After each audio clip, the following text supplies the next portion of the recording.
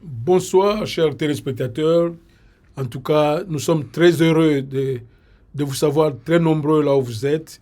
Et nous ici, heureux, surtout pour moi, de retrouver euh, celui que vous voyez à mes côtés. Je ne voudrais plus le présenter pour ceux qui sont à Newcastle, mais même ceux qui sont à UK. C'est un homme populaire. Il a prêché dans plusieurs églises ici en Angleterre. Et c'est un homme très connu et surtout très pertinent. Raison pour laquelle je l'ai voulu dans cette émission et que vous savez bien, où on parle de la doctrine chrétienne sur les débats théologiques. Je crois que vous le verrez très souvent dans le cadre de cette émission parce que le fait qu'il soit pertinent et qu'il soit très bon dans cette matière précisément, je crois que iCanal Télé va s'accrocher pour toujours un peu la voir et essayer d'aider maintenant vous, les enfants de Dieu, le public qui est devant là. Je ne vais pas tarder parce que je sais certainement que la matière est abondante. J'aimerais bien le saluer maintenant. Bonsoir, Bishop Christopher. Bonsoir, Papa Véron. Voilà. Merci de m'avoir sur votre émission. Tout à fait. Mais comment allez-vous maintenant? Tout va bien? Oui, tout va bien. Nous avons passé de moments d'épreuve sur le plan de santé. Mais en tout cas, le Seigneur a été avec nous. Ouais. Nous portons à merveille. Oh, très bien. Nous sommes heureux d'apprendre ça, que vous portez mieux. Voilà, vous êtes ici pour parler aux enfants de Dieu, essayer de trancher si vous pouvez le faire, parce que nous sommes en plein débat théologique. Nous avons eu l'apôtre Roland Loaba sur ce même plateau. Nous avons eu le serviteur de Dieu Gabi Kitoko sur ce même plateau. Nous comptons avoir le révérend Kialoué, pasteur Alex, sur ce même plateau. Pourquoi pas tant d'autres qui pourront... Le pasteur Eva Lukofo, il était en voyage, mais on me signale qu'il est dans cette ville. On l'aura ici. Alors, moi, je crois que pour ne pas perdre beaucoup de temps, je vous ai invité ici pour que vous parliez de la doctrine trinitaire de l'Église. Je sais, le sujet est très grand. J'aimerais que vous qui avez la matière, que vous puissiez circonscrire cette matière et aller tout droit au but. Ne vous perdez pas trop dans l'histoire. Allez tout droit au but pour trancher ce débat. J'aimerais qu'à la fin de cette émission, qu'on tranche sur ce débat de la Trinité ou de l'unicité en Dieu. À vous, vous avez la parole, Bishop. Merci beaucoup, Papa Véron. Ouais. Je commence d'abord par signaler que nous parlons ici de Dieu. Le Dieu du ciel, le Dieu souverain, le créateur des cieux et de la terre. Donc, c'est une matière qui est à la fois, je dirais, immanente, mais aussi transcendante. Transcendante parce que nous ne pouvons pas, dans notre dimension humaine, connaître Dieu complètement. Ça, c'est très important. Il faut signaler que... C'est donc une aspiration seulement des hommes c'est une aller vers Dieu, mais exactement. On ne peut pas avoir la prétention de le connaître. Nous ne pouvons pas, dans cette chair, la Bible c'est votre prémisse. Non, ça, c'est la prémisse que je pose dans ce partage et qui est biblique. Parce que... C'est même biblique. Oui, parce que Dieu... On le cherchera, mais on ne le connaîtra pas dans sa grande dimension. Jamais complètement, tant que nous sommes dans cette dimension. Ça, c'est Paul qui le dit dans Corinthiens. Il dit, nous connaissons, c'est dans Corinthiens chapitre 13, il dit que nous voyons aujourd'hui comme dans un miroir. Tout à fait. Nous connaissons en partie, mais alors nous connaîtrons Dieu comme lui nous a connus. C'est-à-dire que lui, il nous connaît parfaitement, mais nous, à ce stade, nous ne le connaissons pas encore autant. Donc, nous devons avoir de l'humilité. Quand bien même nous parlons des dieux, nous nous appuyons sur les Écritures saintes, mais nous devons savoir que notre connaissance des dieux restera toujours limitée. parce que c'est un être qui est très grand et qui vit dans une dimension supérieure à la nôtre. Donc, nous nous approchons de lui par révélation, au moyen des Écritures, selon la connaissance qu'il nous permet d'avoir le concernant. Ça, c'est très important. Ah, c'est lui qui permet ça. C'est lui qui permet qu'il se révèle à nous autant qu'il veut. Tout à fait. Mais nous ne le connaîtrons qu'au jour de la fin, lorsque nous serons à mesure de le connaître comme lui nous a connus, c'est-à-dire nous aurons dépassé cette dimension temporelle, charnelle, terrestre. Ça, c'est très important. Mais quand vous dites ça, mais pourquoi alors l'Église est là? Pourquoi? C'est pour nous faire arriver à la stature de l'homme parfait. Je crois que c'est même Paul qui le dit. Ouais. Mais si cette stature, nous devons l'avoir quand nous allons arriver au ciel. Mais c'est que sur cette terre, on se bat pourquoi? On va à l'église, on prie pourquoi? C'est pour arriver à cette stature d'homme parfait. Merci beaucoup. Ça, c'est une question pertinente. Vous allez voir que dans ce contexte-là, la Bible parle de la nature de Christ, la stature parfaite de Christ, c'est-à-dire nous revêtir du fruit de l'esprit, des qualités divines, des attributs divins. Et ça, c'est une recherche continue. Jésus a dit, soyez parfaits, et en grec, le sens, c'est devenez parfaits, car votre Père céleste est parfait. Donc, lui, il est parfait de par son état. Nous recherchons la perfection de position, c'est-à-dire, essentiellement, nous ne sommes pas parfaits, mais nous nous inspirons de lui et nous tendons vers sa nature continuellement. Donc, c'est ce que la Bible dit lorsqu'on dit que nous sommes appelés à devenir comme Christ, à aller jusqu'à la stature parfaite de Christ. Donc, c'est un effort continuel de tous les jours, mais la perfection, nous l'aurons à la résurrection. Ok. Voilà, ça, c'était une prémisse. Une prémisse. Donc, d'humilité, pour que nous puissions approcher ce sujet avec beaucoup de sensibilité et d'humilité sans arrogance. C'est très important. Bien sûr, bien sûr. On est en face des enfants de Dieu, nous-mêmes enfants de Dieu. Nous essayons de... L'humilité, c'est le mot-clé. Le mot-clé. Et ici, nous sommes dans cette émission Débat théologique, mais puisque nous sommes à Newcastle, nous avons dit dans les précédentes émissions que le drapeau congolais est en berne. Et nous venons de perdre l'une de nos sœurs que vous avez connue dans cette ville, Gisèle Osambia, pour ne pas la citer. Nous allons mettre un petit cantique avant vraiment d'entrer dans le vif du sujet. Et puis, heureusement que vous avez annoncé déjà cette prémisse qui nous prépare déjà à la grande chose qui arrive. Et écoutons ce cantique et puis après, peut-être vous direz un mot sur elle. Et puis, vite, on va entrer en action.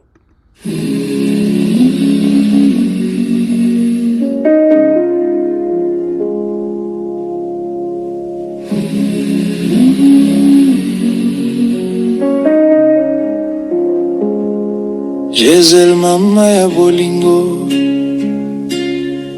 tango kendaki mitema na biso ebebaki kasi lelo toyemi liboso ya Nzambe kopesa yo na maboko mawa te kasi na bolingo tika kimia Gisèle tika kimia Nzambe akopesa yo esika ya bopemi tika kimia ndeko ya motema tokoyemba kombo na yo libela omonaki pasi kasi otiaki motema olingaki bana na yo lokola mwinda ya butu lelo molimo na yo ezali koleka na pole na nzela ya bakoko na esika ya kimia tika kimia Gisèle tika kimia molimo na yo epema na maboko ya Nzambe. Tika kimia mama ya esengo, tokokumisa bomoi na yo seko. Tala bana na yo Nzambe, bapesa bango nguya ya koleka mawa. Tala libota na ye Nzambe, pesa bango kimia ya molimo. Tika kimia Jésus, tika kimia. Tokotika yote na mitema na biso. Tika kimia mama ya limia, bolingo na yo ekotambola libela.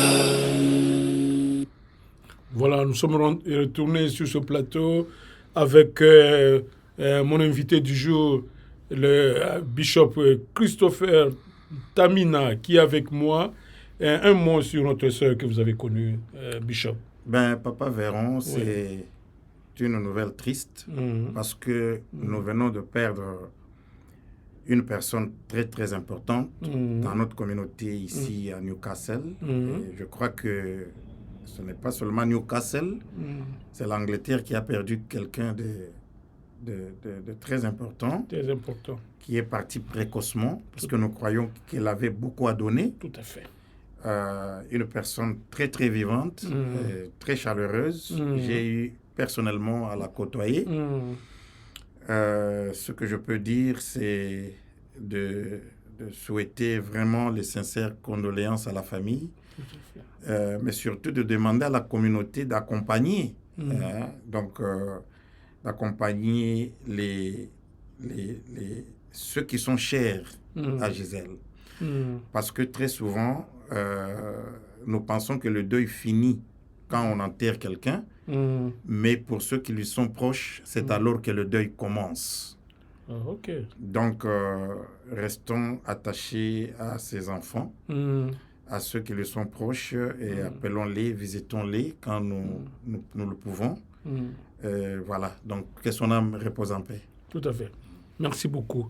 Merci, Bishop. Mais je suis très pressé parce que je sais que vous avez de la matière, beaucoup de choses à dire ici. Commençons d'abord par vous-même. Mais qu'est-ce que les téléspectateurs qui vous découvrent ici sur le canal de télé pour la première fois peuvent retenir de vous? Qui êtes-vous, Bishop? Bon, vous savez que c'est toujours difficile de parler de soi-même. Hein? Tout à fait. C'est pas évident. Mais je suis Congolais de père et de mère.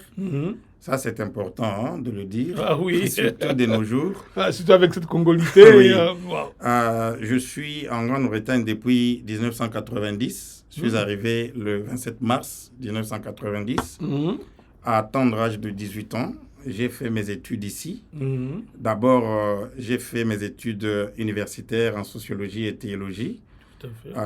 Après avoir fait 2 ans de linguistique théorique appliquée que je n'ai pas fini. Donc, je suis licencié en sociologie et théologie de l'université de Coventry à Midland. Et ensuite, j'ai fait ma formation universitaire en mathématiques. J'ai obtenu mon diplôme de mathématiques et j'ai fait ma maîtrise en économie mathématique et puis mon doctorat en mathématiques appliquées à l'économie, finance et sciences de gestion. J'ai travaillé comme lecturer, donc en français nous disons professeur d'université, à l'université de Leicester où j'avais été retenu après la défense de ma thèse. Présentement, je suis professeur matriculé et mécanisé à Kinshasa, des universités, l'université catholique, l'université protestante au Congo, ainsi que les autres universités de la place et les instituts supérieurs comme IEC, qui est maintenant la haute école. Donc voilà, donc c'est brièvement ce que je peux dire de moi. J'aime beaucoup Dieu, j'aime la parole de Dieu. Et donc j'ai évolué au sein de l'Église depuis mon enfance. C'est ma vie de tous les jours. J'aime parler de la parole de Dieu, j'aime parler de Dieu. Et voilà. Tout à fait. Merci, Bishop. Nous aurons peut-être à vous avoir dans une autre émission, le micro de Véron, où vous allez vraiment donner votre portrait, votre parcours. Et là, c'est une autre émission. Ici, nous sommes dans Débat théologique. Alors, allons-y. Qu'est-ce que vous avez préparé pour les enfants de Dieu? Alors, la Trinité... Oui. Êtes-vous trinitaire ou unitariste si ça ne vous dérange pas de commencer par briser le glace? Je commence d'abord par dire que tout chrétien est trinitaire et unitaire. Au même moment? Les deux, simultanément. Allez-y, je vous laisse parler. Il est impossible d'être l'un sans être l'autre. Parce que les gens, très souvent, nous tombons dans le piège d'attaquer une version, une fausse version de la Trinité. C'est-à-dire, nous n'avons pas la maîtrise de ce que c'est la Trinité, ou nous avons une mauvaise définition de ce que c'est la Trinité. Et c'est cette définition-là que nous attaquons. Vous avez même une définition. Voilà. Donc, il faut commencer d'abord par définir ce que c'est la Trinité. Il y en a qui estiment que la Trinité, c'est trois dieux. Hein? Donc, trois dieux distincts. Donc, vous avez le Père qui est Dieu, le Fils qui est Dieu, le Saint-Esprit qui est Dieu, et puis les trois forment un Dieu. Déjà, ça, c'est une mauvaise définition de la Trinité. Vous n'êtes pas dans cette conception? Non, ce n'est pas ça la Trinité. Waouh! Alors, c'est quelque chose de nouveau que nous allons apprendre aujourd'hui. Ce n'est pas ça la Trinité. Allez-y, apprenez les enfants de Dieu la nouveauté de la chose. La Trinité dit ceci. Qu'il y a un seul Dieu, mais qui a trois personnes en Dieu. Vous voyez? Trois personnes ou trois fonctions? Non, pas fonctions. Trois attributions? Non. Trois personnes. Alors, explicité. OK? Ouais. Donc, il y a un seul Dieu et trois personnes en Dieu. OK? Et chacune de ces personnes est essentiellement Dieu. OK? Mais il n'y a pas trois dieux. Donc, il y a un seul Dieu. Dieu est un. Mais il est trin. En anglais, on dit triune. Trin. C'est-à-dire, il a trois personnes en lui.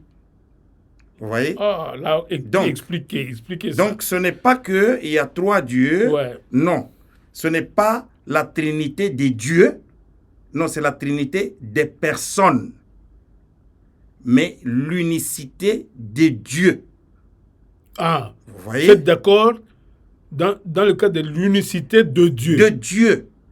Il n'y a pas un seul chrétien qui confesse qu'il y a trois dieux. Il n'y en a pas.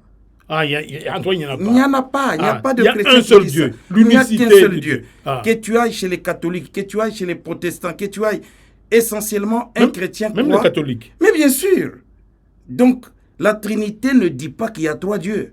Non.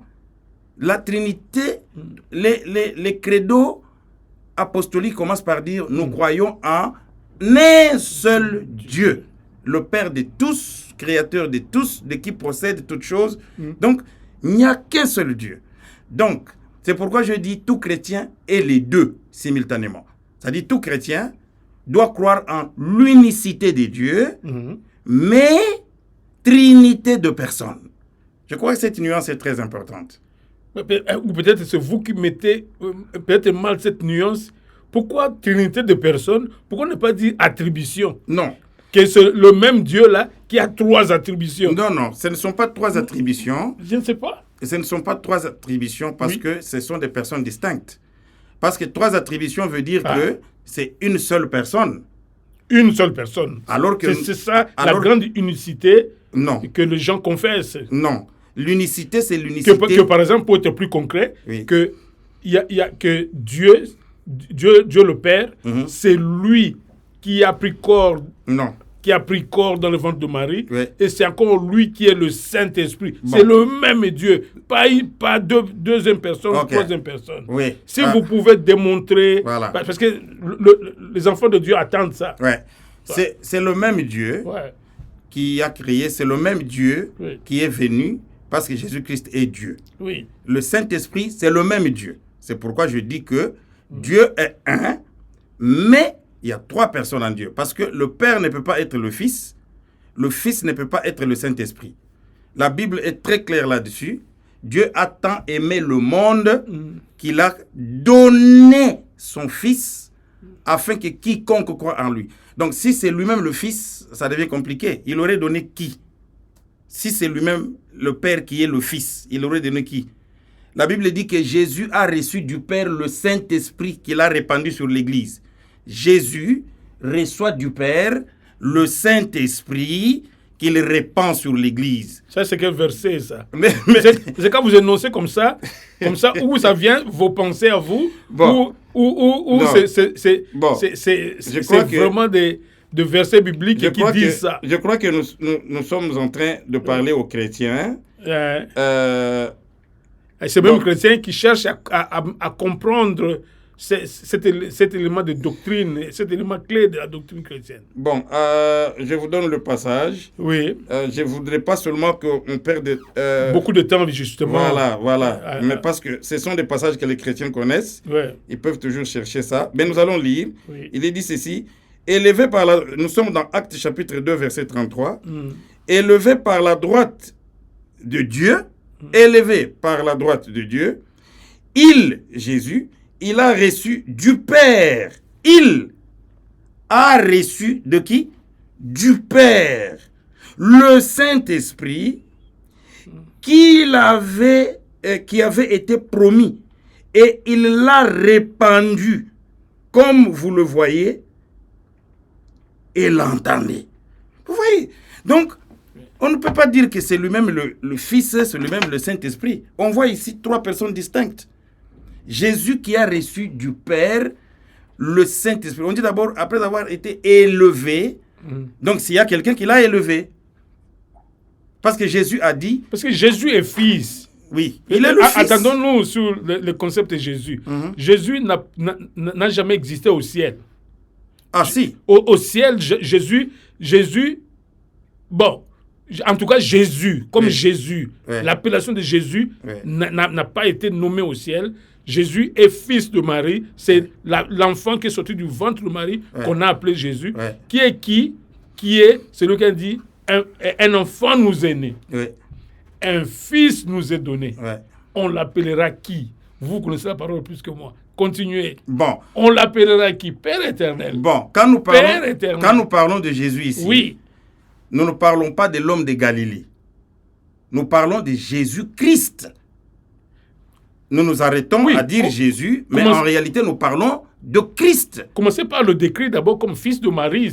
Comment il est devenu fils de Marie? C'est l'incarnation. Oui, mais bien sûr. Là, passez par la notion de l'incarnation. Mais l'incarnation veut dire quoi? L'incarnation, c'est Dieu qui s'est fait chair. Dieu. Voilà. Alors, il y a eu combien de dieux au ciel? C'est encore là le problème. Non, il n'y a, c'est Il pourquoi y a je qu'un dis, seul Dieu il n'y a au ciel. qu'un seul Dieu. Ah, si vous acceptez ça, c'est déjà bon. Il n'y a qu'un seul Dieu. Oui. Mais c'est le Fils maintenant qui s'est incarné, c'est pas le Père.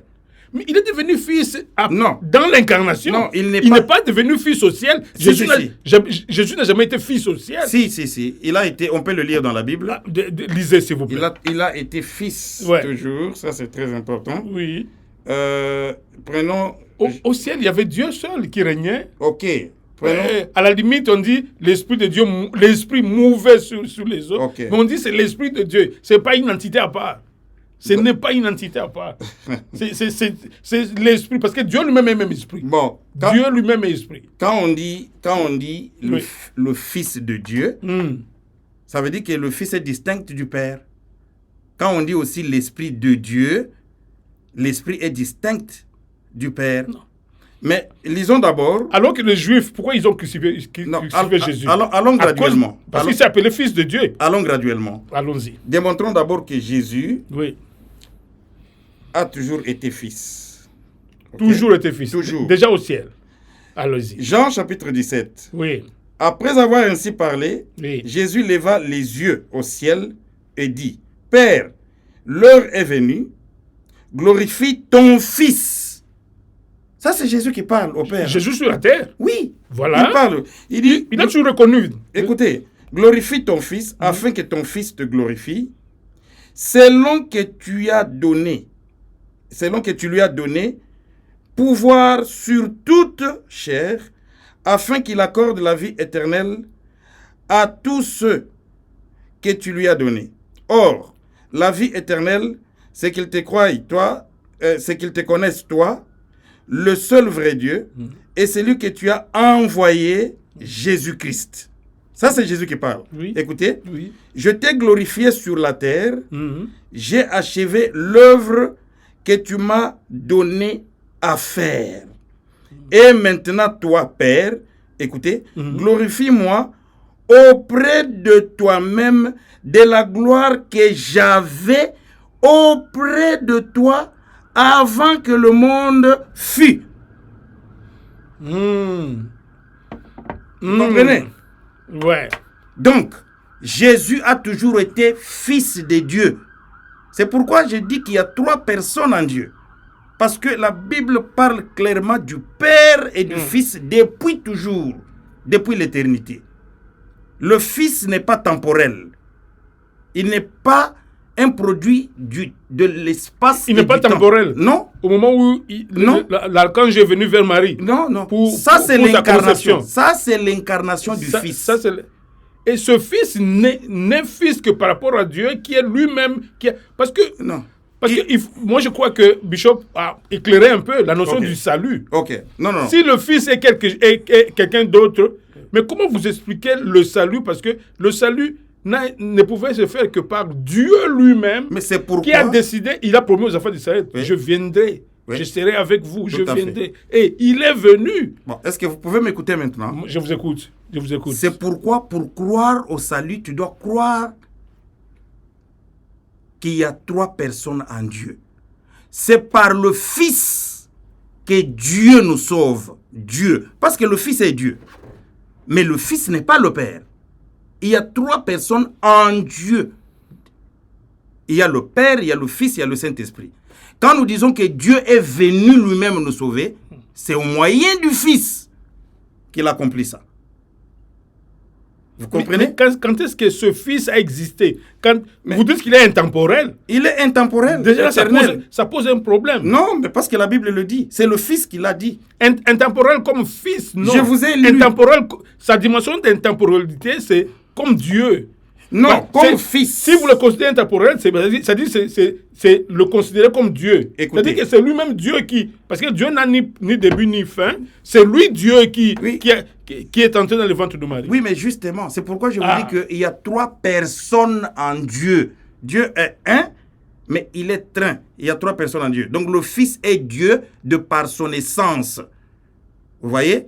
Parce qu'il y a la nature de Dieu, ce que Dieu est, et il y a les personnes en Dieu, c'est-à-dire qui est Dieu. Vous comprenez? Donc Jésus est le Fils de Dieu, mais il est pleinement Dieu, parce qu'il y a 3 personnes en Dieu. Je vais vous faire remarquer une chose. Oui. Lorsque vous lisez la Bible, je l'ai enseigné ici auprès des bien-aimés lors de notre formation théologique que nous avons eue à l'église ici à CMW, et j'en parle très souvent. Quand vous lisez Genèse, on dit « Au commencement, Dieu créa les cieux et la terre. » Mais je vous fais remarquer une chose. Le mot « Dieu » est le premier « D » est en majuscule. Dieu, comme Dieu, c'est Dieu. Mais les gens ne se sont jamais posé la question, pourquoi, qui a décidé que ça soit en majuscule? Il y a une raison. C'est pour honorer. Non, c'est pas pour honorer. Parce que ça y est un homme, Moïse, je crois, qui a écrit ça. C'est pas Moïse. Ce sont les théologiens qui ont écrit la Bible. Bon, disons ça. Alors, mais pourquoi ils ont décidé de mettre Dieu en majuscule? C'est pour symboliser Dieu, le suprême. Non, mais arbitrairement comme ça. Ils disent, bon, mettons seulement majuscule, ça vient de nulle part. Mais si vous avez une autre raison, dites-le. Bon, voilà, il faut lire dans vos Bibles les pages de préface. Vous allez voir, c'est expliqué. Qu'est-ce qu'on dit là-bas? Parce que en hébreu, lorsque on dit au commencement Dieu créa, le mot Dieu n'est pas au singulier. C'est bien dit. Il est au pluriel. C'est Elohim. C'est Elohim. Allez-y. Ok? Oui.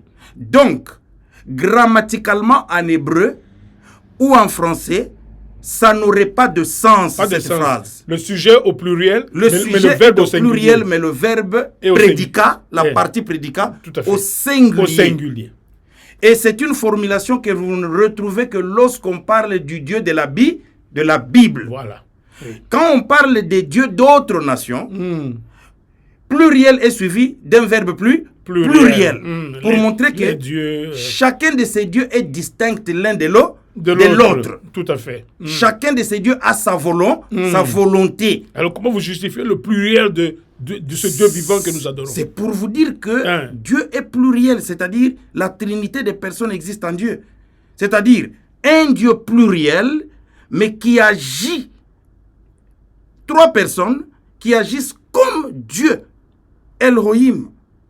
À chaque fois que nous parlons, à partir de maintenant, à chaque fois que nous allons parler Dieu, n'oublie pas qu'il s'agit du pluriel. Ça, c'est la Bible. Et laissez-moi vous interrompre avec une intervention, parce que c'est ça, c'est un débat théologique. Écoutez l'autre et puis vous allez réagir. À propos d'Elohim. Qui est Dieu? C'est la première question qu'on devait savoir. Qui est Dieu? Dieu, le Seigneur Jésus, Dieu dans la chair, nous dit que Dieu est esprit. Je commence par là. Je crois, je vais des textes, vous allez comprendre que c'est pas pour entrer dans la semaine comme demain, mais on doit appuyer ce que nous disons. Oui. Dans Jean 4, le verset 24, le Seigneur Jésus nous dit, Dieu est esprit.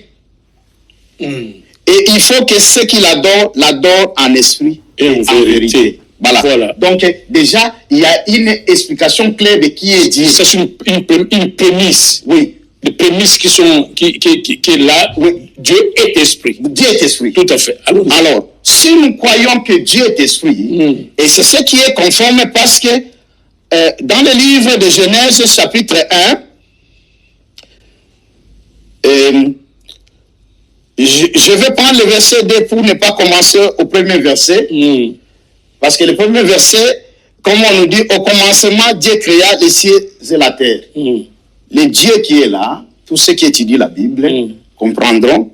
Et quand je dis ceux qui étudient, je fais partie de ceux qui étudient. Le Dieu là, c'est là le mot Elohim. Tout cela qui, je crois même, ceux-là qui lisent. Je lis différentes versions de la Bible, même en anglais, en swahili et consort, parce que je maîtrise le swahili. Le mot Dieu là, dans Amplify Bible, vous trouvez que c'est cela où on parle Elohim, ici, Elohim, c'est-à-dire Dieu au pluriel.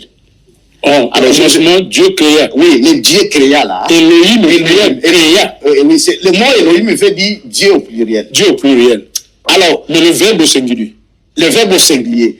Parce que, c'est cela où j'ai dit. Pourquoi? Parce que l'apôtre Roland Luaba avait dit, quand vous voyez Elohim, ça signifie les 3 personnes. Il y a Jésus qui est là, il y a le Saint-Esprit et il y a Dieu le Créateur. C'est le 3, c'est ce pluriel qui font les 3. Qu'est-ce que vous dites là? Ouais.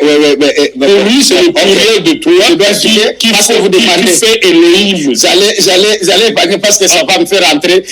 Laisse-moi. Moi, je réponds aux questions. Bon. Quand il y a une question, je vais répondre. Parce qu'on veut comprendre ce pluriel. Est-ce que c'est les 3 ou c'est Dieu seul?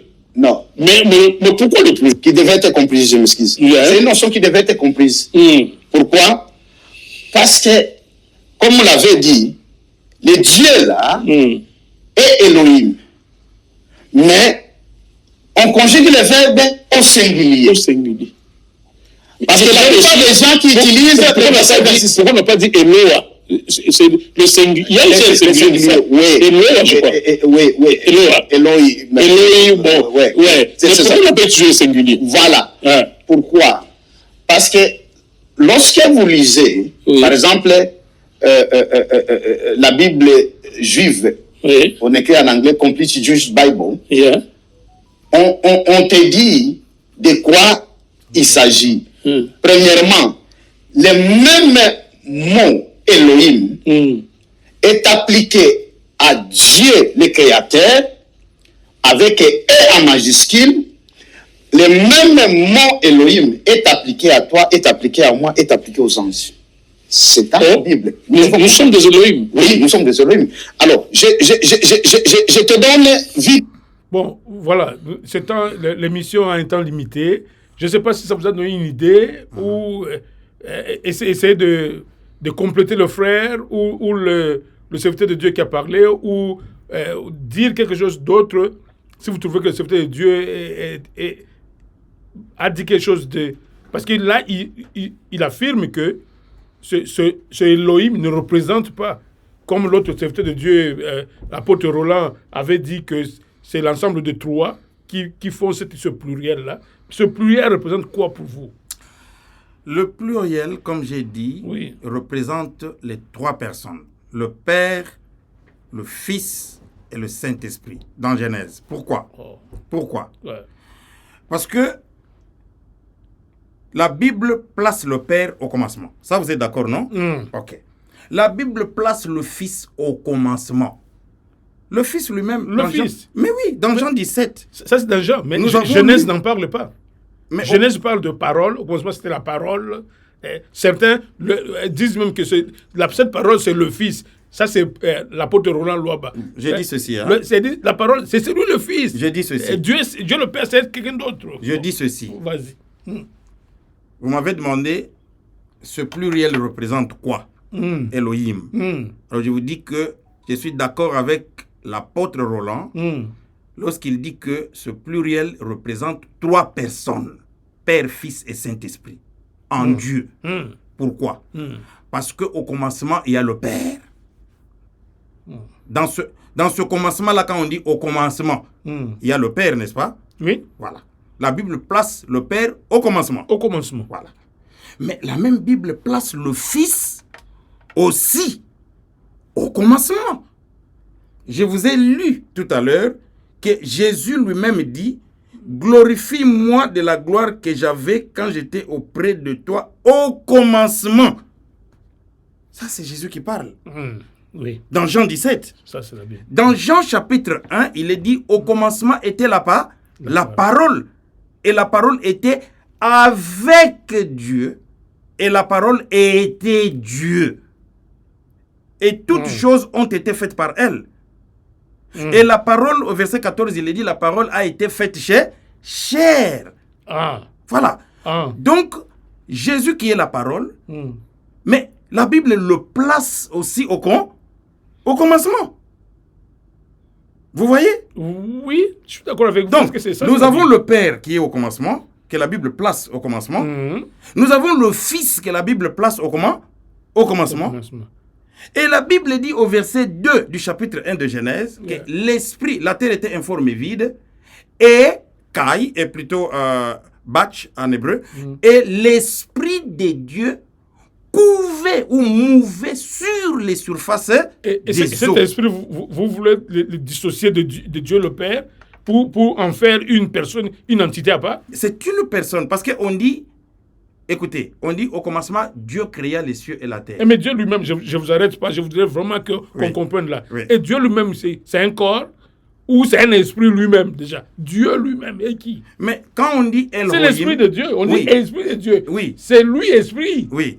Mais, c'est lui-même. Oui, mais écoutez, c'est vrai, Dieu est esprit. Oui. Mais quand on dit Dieu est esprit, c'est essentiellement par l'esprit. C'est qu'il y a eu des esprits? Non. Dieu qui est esprit, et puis il y avait un autre Saint-Esprit. Non. Come on. Non. Ça, c'est une bonne question. Oui. Lorsque nous disons Dieu est esprit, c'est-à-dire Elohim est esprit. Que ce soit le Père, que ce soit le Fils, parce que la Bible dit, car le Seigneur, c'est l'esprit. Tout à fait. Voilà. Oui. C'est un être, Dieu est un être spirituel. Voilà. Ça, c'est comme une prémisse aussi. Voilà. Bien plantée. Ça, Dieu est un être spirituel. Elohim, le pluriel là. Parce qu'on dit Elohim, c'est le nom pluriel de Dieu. Parce que vous devrez expliquer. Si vous n'êtes pas d'accord avec nous, vous devrez nous expliquer pourquoi Elohim est au pluriel, suivi d'un verbe singulier partout dans la Bible. Vous devrez expliquer ça. Si vous n'êtes pas d'accord, c'est bien, mais expliquez. Expliquez pourquoi, quand on parle du Dieu de la Bible, on parle toujours de lui en termes de pluriel, suivi d'un verbe singulier. ou d'un déterminant singulier, adjectif singulier, pronom singulier, mais lui toujours pluriel. Pourquoi? C'est qu'il y a une réalité Vous voyez? de plusieurs, Donc, plus de deux personnes. Donc le Père est dans ce Elohim, le Fils est dans ce Elohim et l'Esprit est dans ce Elohim. Et quand vous lisez la Bible place les trois au commencement. Il y a le Père, il y a le Fils qui est au commencement, il y a le Saint-Esprit qui est au commencement. Je n'ai pas bien vu l'existence du Saint-Esprit au commencement. Mais nous avons dit... Encore que même le Fils, mais le Saint-Esprit, c'est pas très évident. Non, c'est évident parce que la Bible dit l'Esprit de Dieu mouvait sur les surfaces des eaux. L'Esprit de Dieu. C'est pourquoi je vous ai posé la question. Oui. C'est qu'il y a eu deux esprits au ciel. Non. Il y a Dieu lui-même qui est esprit. Non, il y a... Dieu lui-même qui est esprit. Oui, Dieu. Et puis avec le Saint-Esprit à côté. Laissez-moi vous aider. Pourquoi l'Esprit de Dieu ne peut pas être saint, tout simplement? Laissez-moi vous aider. Quand vous parlez de Dieu, ne confondez pas Dieu avec le Père. Oh. Je vous dis toujours que Dieu veut dire Elohim. Ah, c'est l'ensemble. Mais oui! Ah, allons-y. Oui. J'ai l'impression que vous ne saisissez pas. Non, maintenant, là, non. Donc, Dieu veut dire Elohim, c'est pluriel. Tout à fait. Maintenant, dans Elohim, vous avez le Père, le Fils et le Saint-Esprit. Donc, quand nous disons l'Esprit de Dieu, nous voyons dans Elohim l'Esprit. Quand nous disons le Fils de Dieu, nous voyons dans Elohim le Fils. Dieu dans sa personne de Fils. Dieu dans sa personne de Père. Dieu dans sa personne du Saint-Esprit. Parce que je vous ai lu le passage ici où il est dit qu'après avoir été élevé, il a pris du Père le Saint. Le Saint-Esprit. Mais on voit trois personnes, non? On voit Jésus qui prend du Père le Saint-Esprit et qui répand le Saint-Esprit sur l'Église comme vous l'entendez. Ça, c'est Pierre qui parle. Il dit, il a pris du Père le Saint-Esprit, il l'a répandu sur l'Église comme vous le voyez et l'entendez. Comment vous pouvez dire que c'est lui qui... C'est le Saint-Esprit, donc c'est lui qui est en nous. Le Saint-Esprit qui est en nous, ce n'est pas Jésus, c'est un autre Saint-Esprit. Est-ce que c'est moi qui ai écrit ce passage-là? Non. Voilà. Ça, je reprends encore. Oui. Il est dit, il a pris de qui?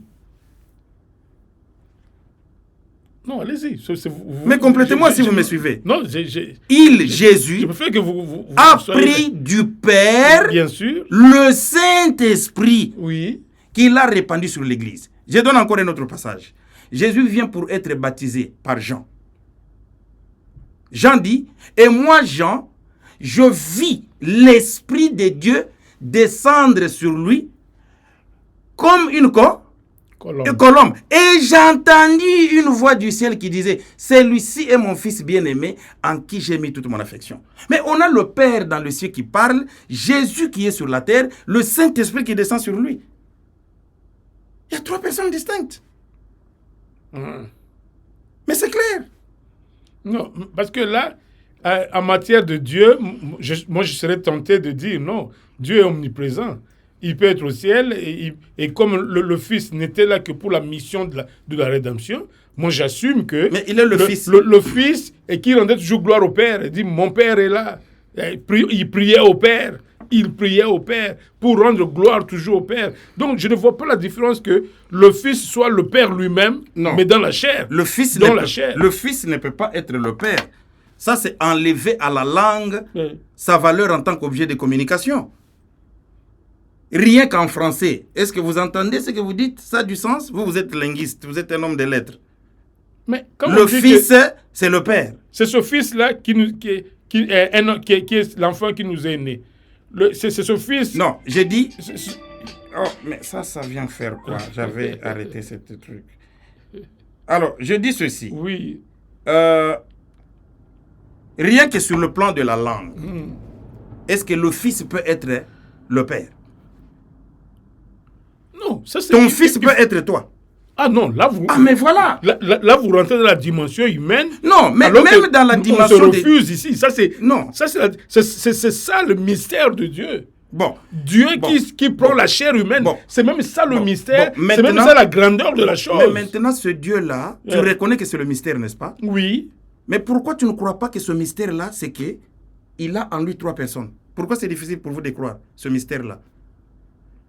Pourquoi tu préfères donner un mystère à toi, que toi tu veux croire? Que non, c'est lui-même le Père, c'est lui-même le Fils. Alors que la Bible te dit que le Fils est distinct du Père, le Saint-Esprit est distinct des deux.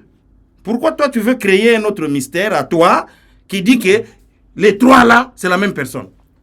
Non, ça c'est la foi. Mais je ne crois pas que tel que vous dites là, c'est ce que vous prêchez dans l'église.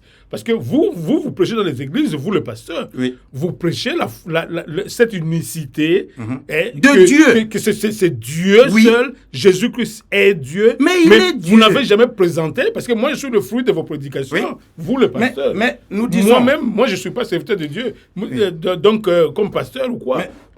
Donc c'est pour dire que le même Dieu que vous nous présentez, c'est ça que moi j'essaie de défendre ici. Oui. C'est lui-même Dieu qui est né mais en tant que fils de Marie. Mais en tant que fils est de devenu Dieu. Fils sur la terre. Ah non, mais il n'est pas devenu. Et la Bible atteste que c'est lui le Père éternel.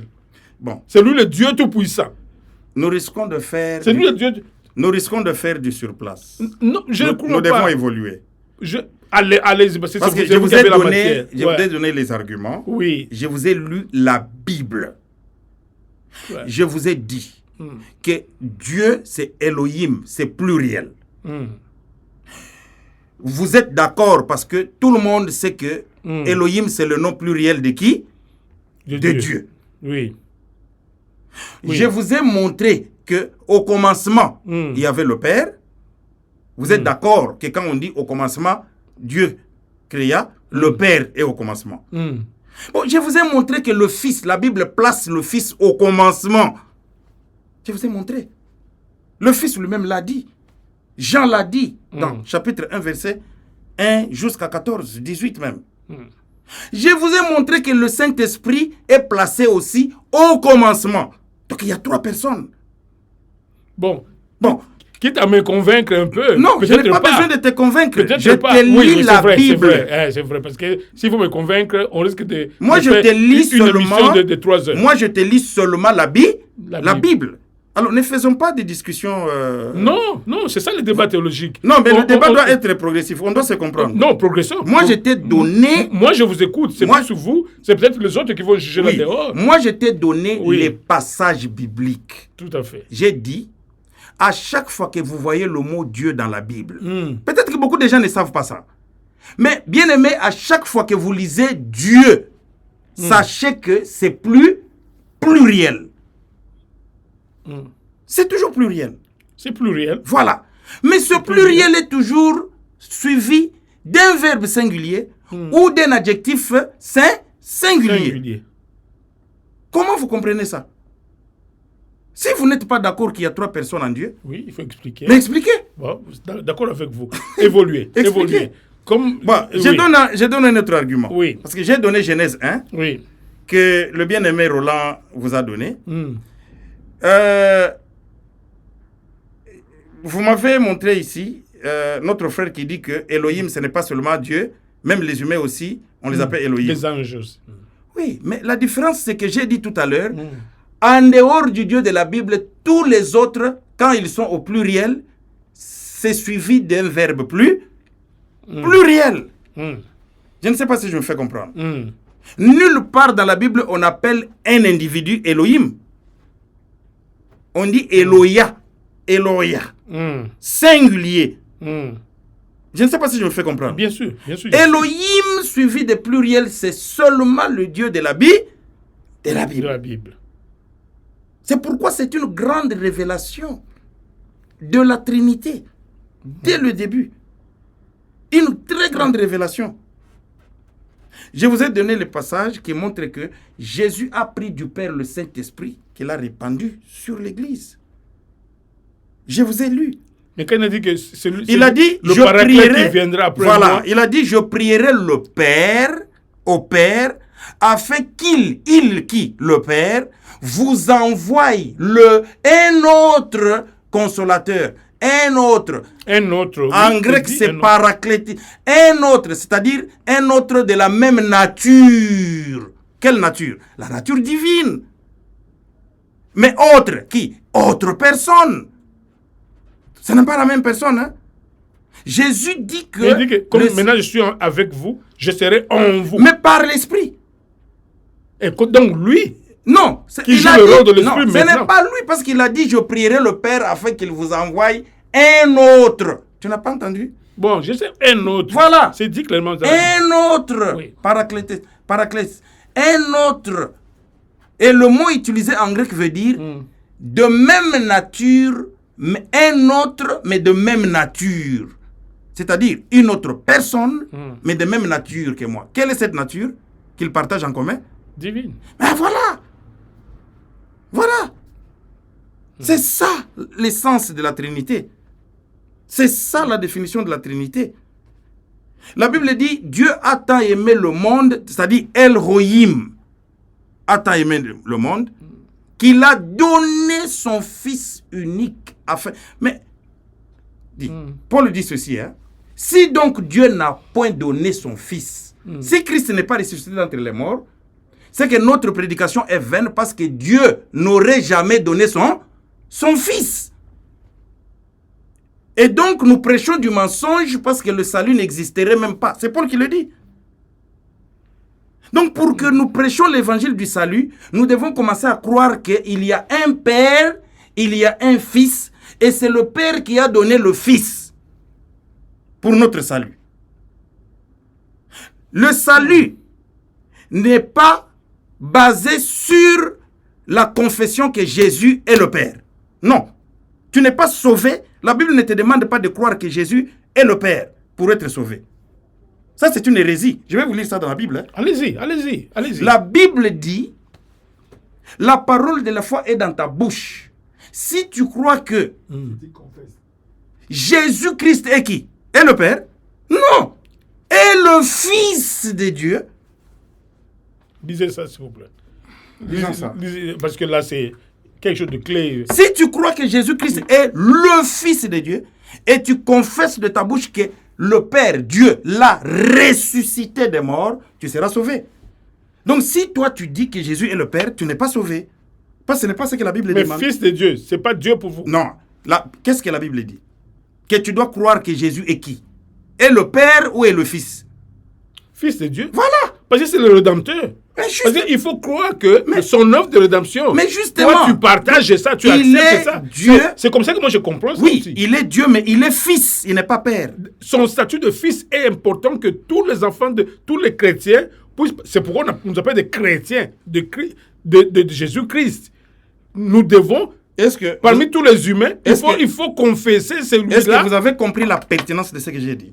J'ai compris, mais qu'est-ce que vous avez compris? Non, c'est moi qui vous pose des questions dans cette émission. Bon, voilà, je réponds. C'est moi qui vous pose des questions. Ouais. Le salut. Non, je ne suis pas là pour embrasser tout ce que vous dites. Non, je comprends. Non, c'est l'ambiance de l'émission. C'est l'ambiance de l'émission. Alors, mes bien-aimés, écoutez-moi. Allez-y. Le salut chrétien est basé sur la confession que Jésus est le Fils de Dieu. Pas Dieu lui-même. Non. Tu es dans la confusion. Non, c'est vrai. Non, pas le Père. Je sème la confusion. Il est Dieu lui-même, mais il n'est pas le Père. Papa Véron, depuis que j'ai commencé, je t'en parle, mais tu reviens toujours dans la même confusion. Non, mais parce que tu as dit pas Dieu lui-même. Bien sûr qu'il est Dieu lui-même. Je ne fais pas cette émission avec vous pour que vous me convertissiez à vos convictions. Non, mais... Peut-être que ça se fera à la longue. Non. Mais aujourd'hui, moi, c'est des questions de curiosité. Des curiosités que je pose à quelqu'un, à un bon connaisseur, que je vous reconnais d'ailleurs. D'accord. Oui. Bon. Je pose des questions de curiosité qui pourraient aider aussi les autres qui nous suivent à assimiler cette notion. Mais alors, faisons ceci. Allons-y. C'est-à-dire qu'il faut m'écouter. C'est important. Oui. Parce que j'ai dit que Jésus est Dieu. Oui, c'est pourquoi il forme l'Élohim. C'est pourquoi il forme le... Non, je vous écoute. Maintenant, quand toi tu dis, ce n'est pas lui-même Dieu. Non, ce n'est pas ce que j'ai dit.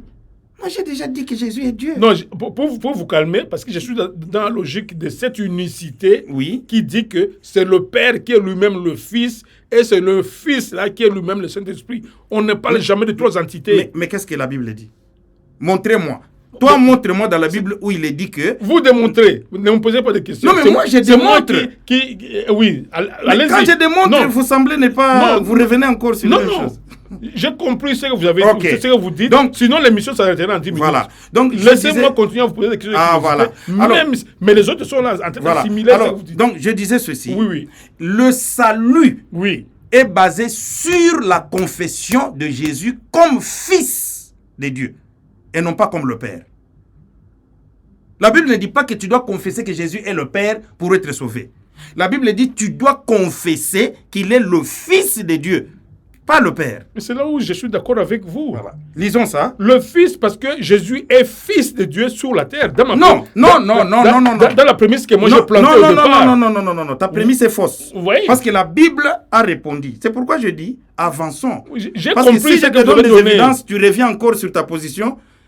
Bon, Contre l'évidence alors. biblique. Si vous voulez que tout aille dans votre sens, Non, comprenez que... non, pas dans mon sens. Que moi, je me retire parfois dans mais- certaines affirmations que vous Écoutez, envoyez. quand nous faisons l'émission, c'est Oui. pour éclairer et évoluer. Ça, c'est même ma préoccupation. Bon, moi, je vous ai lu Oui. dans Jean 17. Oui, Jésus dit oui. qu'il est le Fils depuis le commencement de l'éternité. Bon, comment vous dites qu'il est le Fils sur la terre? Vous revenez encore sur ça. Il est le Fils sur la terre. Mais attendez, je vous ai lu, non? Je vous ai lu, Jésus a dit, Oui. glorifie-moi de la gloire que j'avais quand j'étais auprès de toi dès le commencement.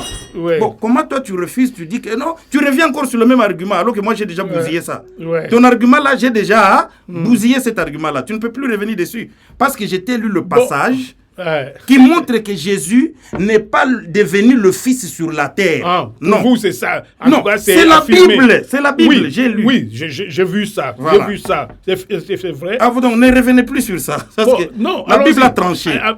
Allez-y, allez-y. Alors. Je savais que ça serait une interview difficile avec vous. Donc la Bible dit Oui. que Jésus est le Fils depuis l'éternité. Toujours. Il est fils par rapport à son père. Il n'est pas devenu fils quand il est né dans le ventre de Marie. Non. Non, non, non, non, non, non, non. Il est fils depuis l'éternité. Il l'a dit dans Jean chapitre 17. Et Jean chapitre 1 asserte encore que... Pourquoi Genèse ne nous a jamais donné un picture comme ça, une photo, une présence d'un fils dans Genèse? Oui, mais vous savez... Pourquoi? Mais la révélation... Dans tout Genèse, Mais- vous trouvez nulle part où on fait allusion au Fils, parce que c'est là où on créait Oui. l'humanité et tout ça. Ok. Quelque chose la dans Bible, Genèse. La Bible est un tout. La Bible, ce n'est pas seulement Genèse. Bon, je comprends, oui. Parce Oui. que dans Colossiens, il dit, Hmm. par le Fils, par qui Dieu a créé toutes choses qui sont dans les cieux et sur la terre. Tout a été créé par lui et pour lui. Colossiens nous dit que c'est par le Fils. Donc quand Dieu créait dans Genèse là, Colossiens nous dit que c'est Jésus qui exécutait. C'est dans la Bible, je peux vous lire ça. Bien. Bon, écoutez, d'accord avec vous. Ok? J'ai quelqu'un ici, c'est vrai, on n'a pas assez de temps. Si, bon, avançons parce que j'ai un autre argument très important. J'ai un autre argument très important. Je voudrais mettre Pasteur Chris, juste pour quelques secondes. Ok. Chris est à kilomètre. Catherine from the United States. Dear Pastor Chris, are Jesus and God one and the same person? No, not one and the same person, but one. Which means Jesus is God. But Jesus is not the same person as God, because God, according to the Bible, has what we call, maybe I should read something to you here. In Colossians chapter 2, from verse 9, it says, "For in him dwelleth all the fullness of the Godhead bodily." What we call the Godhead. The fullness of the Godhead bodily. All the fullness of the Godhead. What do you mean by that? See, the Bible refers to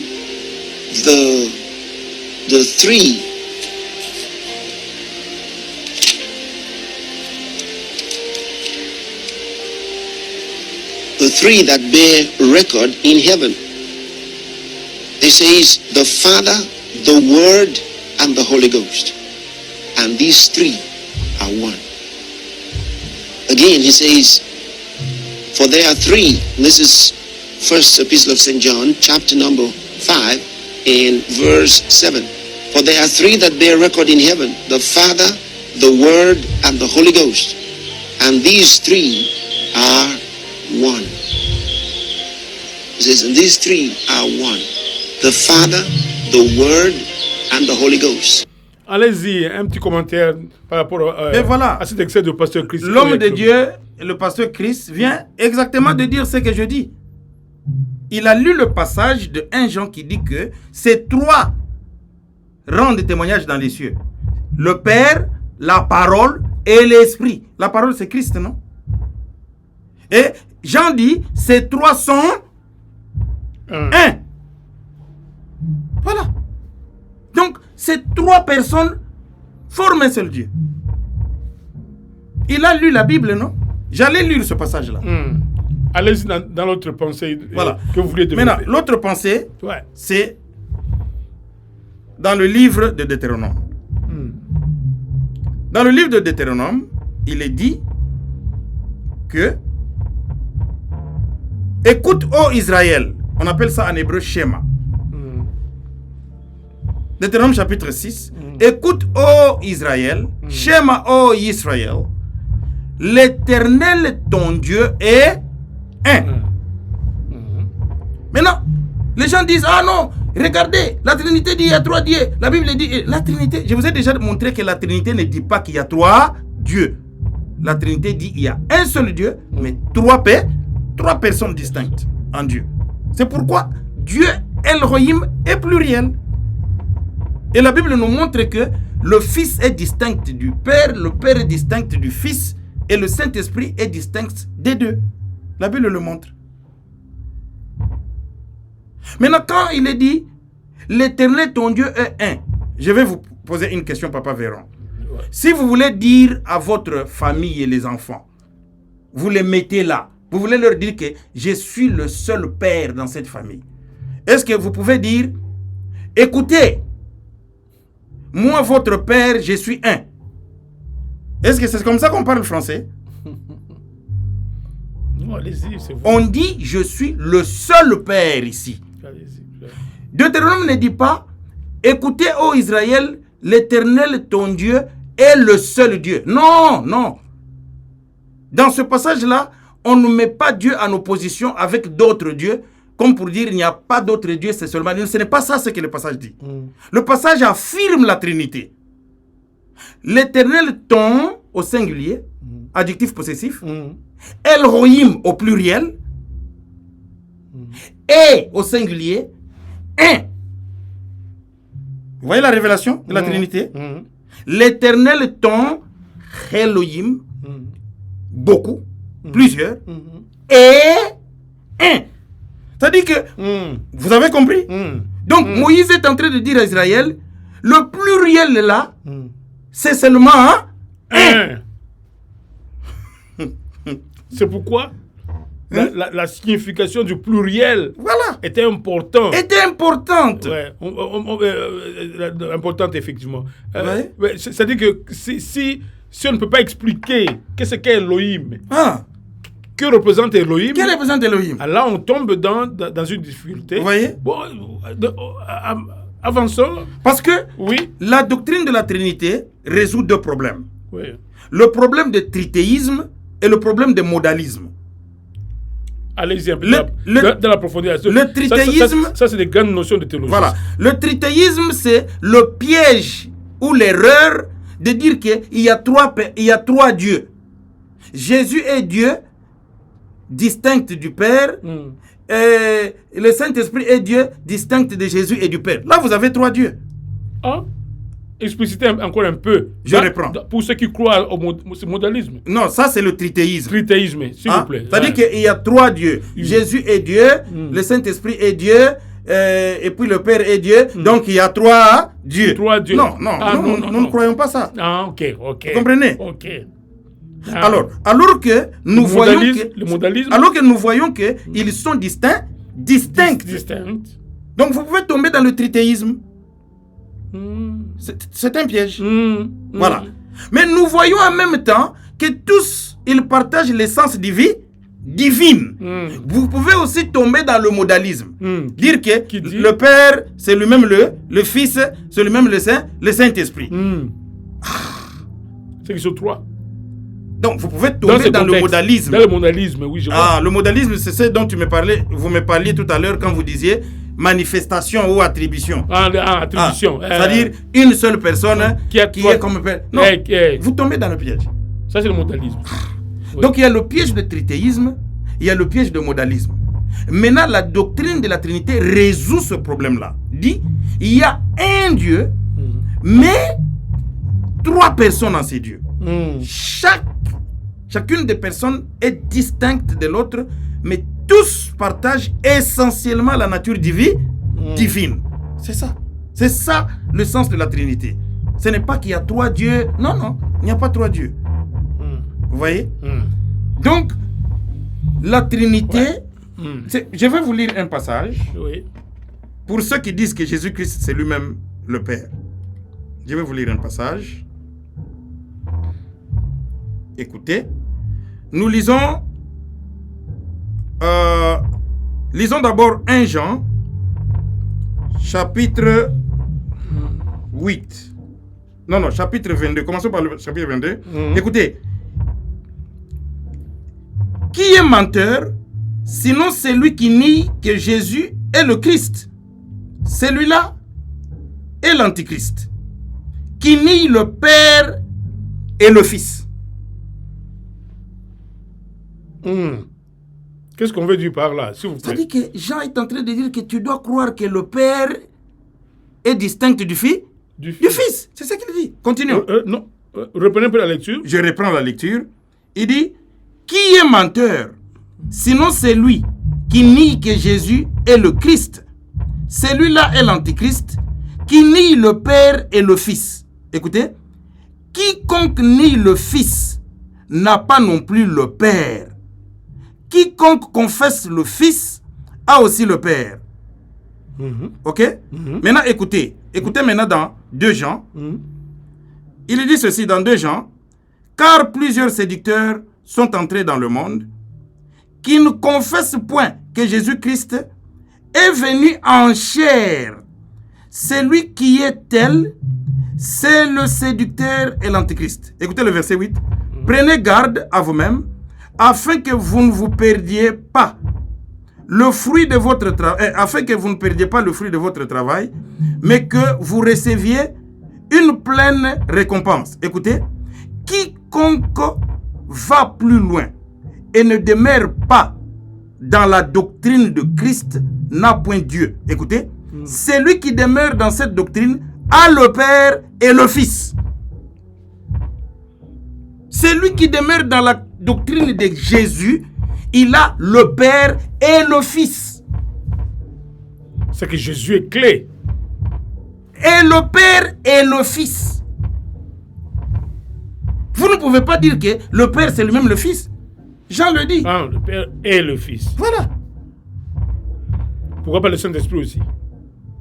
Oui, parce que le Saint-Esprit procède des deux. Mais il répond ici à qui? Il écrit une épître parce qu'il y avait une mauvaise doctrine.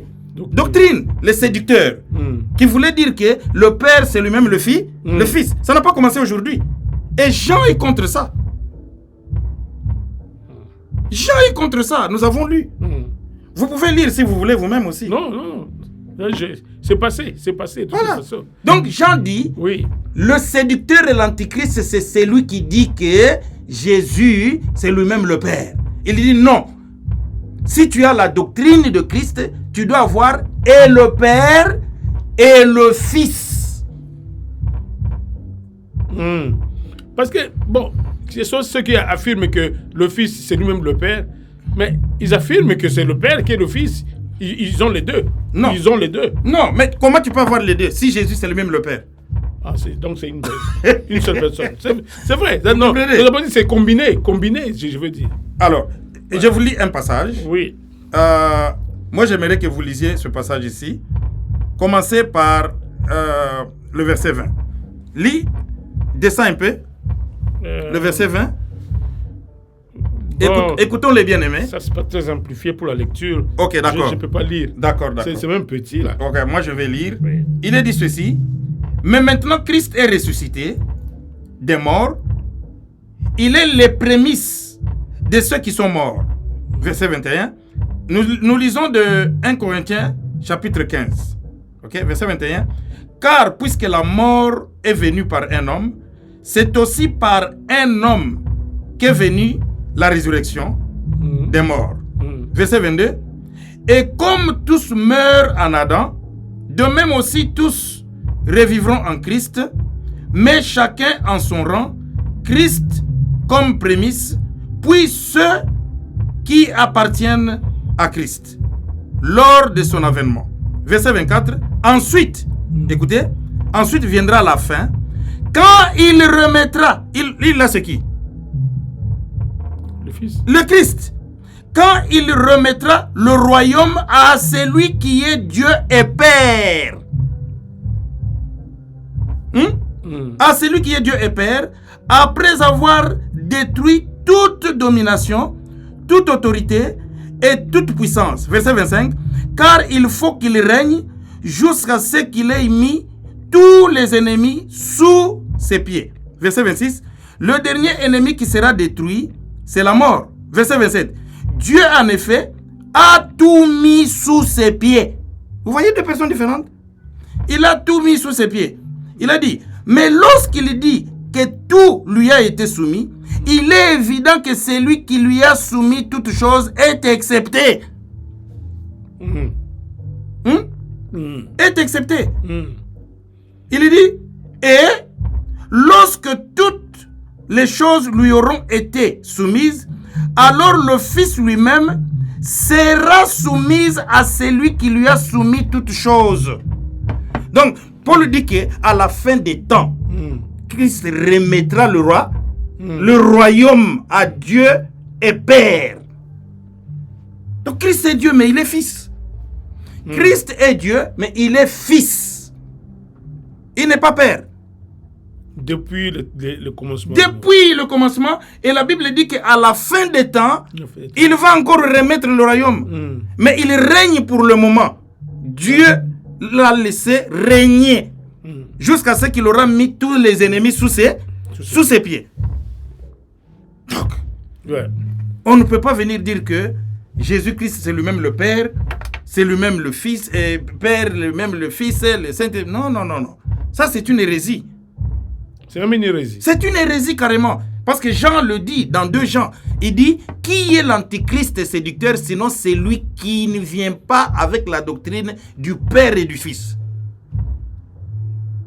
La doctrine, c'est que vous devez croire qu'il y a un Père, il y a un Fils. En tout cas, vous qui nous suivez dehors là, cette émission est faite justement pour vous, pour votre édification. Que ce soit les serviteurs de Dieu, que ce soit les chrétiens tout court, mais c'est fait pour ça. Et si vous avez des questions, revenez vers nous. En tout cas, c'est pour cela que nous avons cherché. Maintenant, vous avez parlé, Bishop aujourd'hui. Vous avez parlé d'Ésaïe chapitre 9. Verset 5. Où il dit un enfant nous est né, un fils nous est donné. On l'appellera. Mais ce verset ne dit pas que Jésus est le Père. Ce verset dit on l'appellera. Le verset ne dit pas qu'il est le Père. Le verset reconnaît qu'il est Fils. Mais on l'appellera. C'est-à-dire il jouera le rôle du Père. Et nous avons lu dans Corinthiens qu'il joue le rôle du Père parce qu'il règne sur le trône dans le royaume de son Père. Mais à la fin, il remettra le royaume au Père. C'est dit. C'est ça. Quand on dit, on l'appellera. On l'appellera. Voilà. Mais il n'est pas le Père. Il ne l'est pas maintenant. Non. Il sera appelé. Ok. Donc, ce verset-là parle prophétiquement de Jésus qui règne pendant ce moment ici, après sa résurrection. Il est assis sur le trône. C'est lui qui est assis sur le trône maintenant. Mais la Bible... Et le Père. Nous avons lu ça. Mais il est assis sur le trône, non, avec le Père. Il règne avec le Père. Ils sont 2 sur le trône. Mais oui, dans Apocalypse, non. Une fois de plus, les gens qui disent que c'est lui-même le Père. Mais Jean dit, et je vis l'agneau avancer et prendre le livre des mains de celui qui était assis sur le trône. Sur le trône. Lorsque on nous parle de cette sceau, Oui. qu'il fallait briser, le livre. Le livre. Mais on dit que Jean dit, moi Jean, j'ai pleuré parce qu'il n'y avait personne ni dans les cieux ni sur la terre digne de prendre le livre et d'en briser les sceaux. Et je vis, moi Jean, l'agneau avancer comme immolé et prendre le livre des mains de celui qui était assis sur le trône. L'agneau, c'est qui? C'est Jésus. Qui va prendre le livre des mains de qui? Du Père, pour briser les sceaux. Quel sceau? Le sceau du salut, de la résurrection. Mais alors, comment nous pouvons dire que c'est lui-même le Père, c'est lui-même le Fils et c'est lui-même le Saint-Esprit? Non, ça n'aurait pas de sens. Ouais. Du tout. Bien, nous avons évolué. J'aimerais vous donner un passage vraiment très rapidement pour que vous puissiez... Avant que vous avez quoi à dire? J'ai à dire... Allez-y. Jésus n'est pas... Vous entendez un fond sonore. Jésus n'est pas essentiellement Père. Vous n'êtes pas évolué, mais allez-y. Jésus n'est pas essentiellement Père. On ne peut pas évoquer le passage d'Ésaïe pour dire, Ésaïe dit, on l'appellera Père éternel. Parce que quand vous lisez dans Genèse chapitre 45, verset 8, la Bible dit que Pharaon a établi Joseph comme... Dieu a établi Joseph comme père de Pharaon. Est-ce que Joseph était le père de Pharaon? Vous voulez qu'on lise ça? Bon, toujours, il faut back up les... Lisons ça. Genèse chapitre 45. Nous lisons verset 7. Écoutez le verset 7. Il est dit ceci. Commençons par lisons seulement verset 8 carrément. Qui a dit le verset 8? Il dit, bon voilà, 7. Dieu m'a envoyé devant vous. Ça c'est Joseph qui parle à ses frères. Dieu m'a envoyé devant vous pour vous faire subsister dans le pays et pour vous faire vivre par une grande délivrance. Verset 8. Ce n'est donc pas vous qui m'avez envoyé ici, mais c'est Dieu.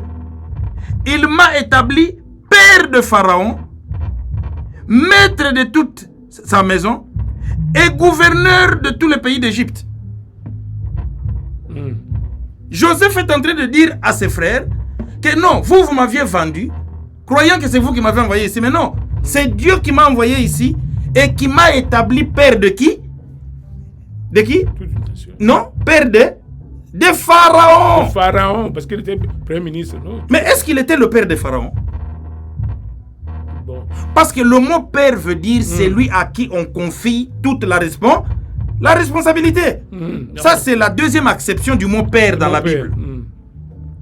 Bon, oui. Donc, c'est dans ce contexte-là qu'on dit on l'appellera Père éternel. Parce que le Père lui a confié de régner.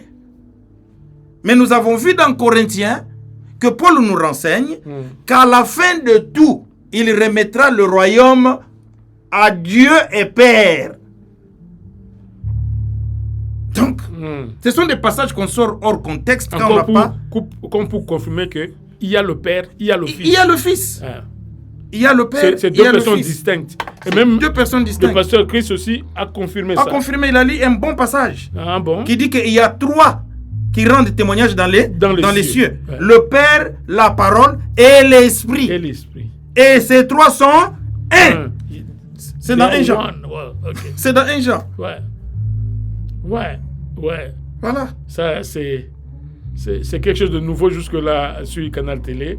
Mais je ne sais pas. Si vous avez quelque chose à ajouter, comme je faisais remarquer, nous sommes un peu embêtés par le fond sonore qui ne nous aide pas. Mais, ou alors, aller vers la chute de cette émission pour fixer finalement les idées sur les confusions clés dans le cadre de la Trinité. Les confusions, je voudrais dire ceci, mes bien-aimés. Écoutez, mes bien-aimés. Ne tombons pas dans le piège des discussions vaines. Nous sommes des enfants de Dieu. Nous croyons en un seul Dieu. Il n'y a pas de chrétiens qui croient en 3 dieux. Il n'y en a pas. il faut arrêter de vous moquer des autres. Ah, ce sont des trinitaires. Ah, ce sont des initiés. Non, ça c'est enfantin. Nous croyons tous qu'il y a un seul Dieu, mais que ce Dieu est triune en anglais. C'est-à-dire il y a 3 personnes en Dieu. Pourquoi? Parce que nous constatons qu'il y a un seul Dieu, Elohim, mais qui est pluriel. Et qui est accompagné toujours des déterminants singuliers ou des verbes prédicats singuliers. Donc ça montre qu'il y a 3 personnes mais qui agissent comme un seul Dieu. À moins qu'on ait une explication de cet Elohim. À moins que vous ayez une autre explication, venez donner. Ah, ok. Venez donner. Ouais. Donc, la Trinité ne dit pas qu'il y a 3 dieux. La Trinité dit qu'il y a 3 personnes, un seul Dieu. Donc, il faut parler de l'unicité de Dieu, mais Trinité de personnes. Unicité de Dieu. Trinité de personnes. Parce que ces personnes sont distinctes. Ah, en Dieu. En Dieu. Oui. Le Père, le Fils et le Saint-Esprit. Et nous avons démontré qu'au commencement, il y avait le Père, au commencement, il y avait le Fils, au commencement, il y avait le Saint-Esprit. Nous avons démontré. Nous avons démontré qu'ils sont distincts. Parce que la Bible dit Jésus a pris du Père le Saint-Esprit qu'il a répandu sur l'Église. Nous avons démontré qu'ils sont 3 personnes distinctes parce que Jésus a dit « Je prierai le Père afin qu'il vous envoie un autre consolateur. » Paraclétos, du grec. Qui veut dire un autre, mais de même nature que moi. Un autre. Autre, c'est quoi? C'est la personne. Une autre personne. Mais de la même nature que moi parce que... Il est aussi Dieu. Voilà, essentiellement Dieu. Nous avons vu avec vous qu'à la fin de tous les temps, Christ va remettre à Dieu et Père le royaume. Et Paul explique que s'il est dit dans les Écritures que tout lui a été soumis, il est évident que celui qui lui a soumis toutes choses est accepté. Donc le Père est accepté. Vous voyez? Oui. Nous avons vu que Jean nous met en garde contre les séducteurs et l'esprit d'Antichrist qui ne confessent pas le Père et le Fils. Il faut confesser le Père et le Fils. Nous avons vu que notre salut est fondé sur la confession que Jésus est le Fils de Dieu et que Dieu le Père l'a ressuscité des morts. Donc, la Bible ne nous demande pas de croire que Jésus est Père. La Bible nous demande de croire qu'il est le Fils de Dieu. Ça, c'est très important, c'est fondamental. C'est ce que je peux dire en conclusion. En tout cas, merci beaucoup, Bishop, de votre présence dans ce studio et surtout d'avoir apporté une touche tout à fait particulière dans cette notion de la Trinité. Cela ne nous arrêtera pas de toujours continuer à chercher d'autres serviteurs de Dieu qui certainement pensent différemment que Bishop. Nous continuons à vous inviter, notamment déjà le serviteur de Dieu, le pasteur Alex Kialoué. Je sais que vous êtes plus unitariste dans le sens de l'unicité de Dieu le Père, lui-même le Fils, lui-même le Saint-Esprit. Vous êtes attendus dans ce studio pour venir aussi donner vos arguments. Je crois que Bishop a donné et que vous tous là, j'aimerais un jour vous recevoir pour lui donner raison, comme pour dire qu'il a été faux, mais prouvez-le par les Écritures. En tout cas, il ne reste qu'à vous remercier de nous avoir suivis et que le serviteur de Dieu, Bishop, qui est à mes côtés, est là. Je crois on continuera à le consulter. Les avis qu'il donne sont pertinents, surtout que ça repose sur la Bible. Et ça a été même confirmé par le serviteur de Dieu, Chris et Akilomé. Ça signifie que quelque part, il y a une pertinence dans ce qu'il dit. Nous ne pouvons pas encore confirmer tout ce qu'il a dit, mais nous vous laissons apprécier. Lisez la Bible, lisez les Écritures et revenez vers nous pour peut-être des avis et considérations. En tout cas, je ne peux que vous remercier, Bishop, pour pour avoir pris votre temps ce soir. Merci beaucoup. Le plaisir est partagé. Merci beaucoup. En tout cas, et nous vous retrouvons, si Dieu le veut bien, la semaine prochaine avec un autre invité. Merci et Au revoir. à la prochaine. Voilà.